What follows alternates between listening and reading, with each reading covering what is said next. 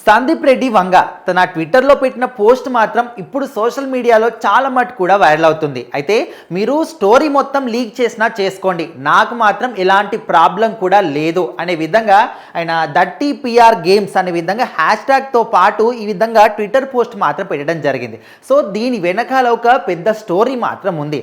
అయితే ముఖ్యంగా spirit cinema Prabhas అదేవిధంగా సందీప్ రెడ్డి వంగ వీళ్ళిద్దరి కాంబినేషన్లో రాబోతున్న ఈ సినిమాకి స్పిరిట్ అని పేరు పెట్టిన తర్వాత ఈ ప్రకటన వచ్చిన తర్వాత ఫ్యాన్స్ అందరిలో కూడా ఏదో తెలియని ఒక ఉత్తేజం అన్నమాట. ఎందుకంటే ప్రభాస్ నుంచి ఒక పవర్ఫుల్ పోలీస్ క్యారెక్టర్లో స్పిరిట్ అనే పేరుతో రాబోతుందంటే సో మరి ఖచ్చితంగా నెక్స్ట్ లెవెల్లో ఉంటుంది. సందీప్ రెడ్డి వంగ ఏ విధంగా డైరెక్షన్ చేస్తాడు అనే సినిమాలు ఏ విధంగా హిట్ కొడతాయో కూడా అందరికీ తెలిసిందే. సో ఇప్పుడు తాజాగా హీరోయిన్ గురించి అన్నమాట ఇష్యూ జరుగుతుంది. సో అయితే ముందుగా ఈ సినిమాకి ప్రభాస్ పక్కన దీపికా పదుకొని అంటే బాలీవుడ్ హీరోయిన్ అయితే పర్ఫెక్ట్గా సెట్ అవుతుందని తర్వాత ఆమెను అనుకోవడం, సో తను కూడా ఓకే చెప్పడం ఇదంతా కూడా జరిగింది.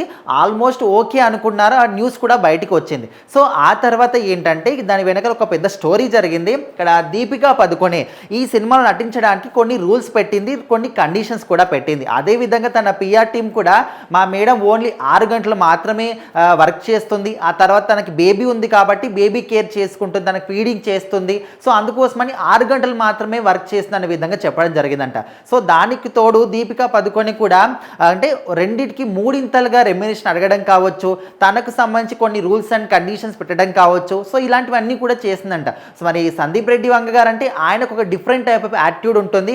ఖచ్చితంగా ఒక సినిమా చేస్తున్నప్పుడు డైరెక్టర్ ఏ విధంగా చెప్తాడు, డైరెక్టర్ రూల్స్ ఏంటి, కండిషన్స్ ఏంటి, సో అలాంటి వాటి పనులనే ప్రతి ఒక్కరు ఎంత పెద్ద హీరో అయినా కూడా డైరెక్టర్ చెప్పిన విధానమే ఖచ్చితంగా పాటించాల్సిందే. అది హీరోయిన్ కావచ్చు, హీరో కావచ్చు, ఎవరైనా కావచ్చు. సో మరి ఇక్కడ రిటర్న్గా దీపికా పదుకొని కండిషన్స్ పెట్టింది కాబట్టి తన అంటే దీపికా పదుకొని యొక్క యాటిట్యూడ్ కావచ్చు, తను పెట్టిన కండిషన్స్ రూల్స్ కావచ్చు మన సందీప్ గారికి మాత్రం ఖచ్చితంగా నచ్చలేదు. సో తను మాత్రం ముఖం మీదనే నో అని చెప్పేశాడంటే సో తను కూడా ఓకే నేను చేయను అని చెప్పేసి వెళ్ళిపోయింది. సో ఆ తర్వాత ఇక్కడే అసలైన కథ మొదలైంది. అయితే దీపికా పదుకొని ఎప్పుడైతే ఇక్కడ నో చెప్పేసి వెళ్ళిపోయిందో సో అక్కడికి వెళ్ళిన తర్వాత తన పిఆర్ టీం కావచ్చు వాళ్ళందరూ కూడా ఈ సినిమా గురించి లీక్లు ఇవ్వడం కావచ్చు, నెగిటివ్గా ప్రచారం చేయడం కావచ్చు.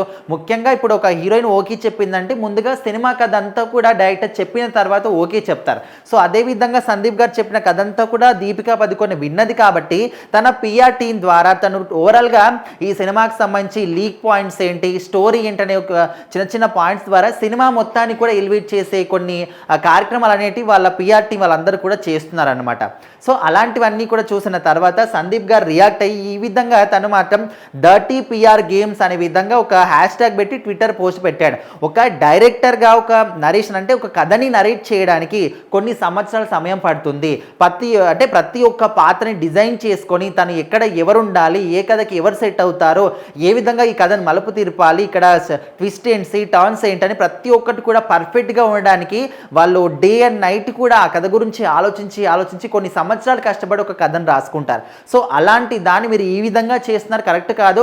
అయినప్పటికీ కూడా ఓకే చేసుకోండి, మీరు చిన్న లైన్సే కాదు స్టోరీ మొత్తాన్ని కూడా లీక్ చేసుకోండి, నాకు నో ప్రాబ్లం, నాకు ఎలాంటి ప్రాబ్లం రాదు, ఖచ్చితంగా నా మీద నాకు నమ్మకం ఉంది, ఈ సినిమా ఖచ్చితంగా నిలబడుతుంది, సక్సెస్ అవుతుంది అనే విధంగా చాలా నమ్మకంతో చెప్పారు. సో మరి దీపికా పదుకొని కావచ్చు, తన పిఆర్ టీం కావచ్చు చేసే విధానం మాత్రం కరెక్ట్ కాదని ప్రతి ఒక్కరు కూడా ఇప్పుడు దీని గురించి మాట్లాడుతున్నారు.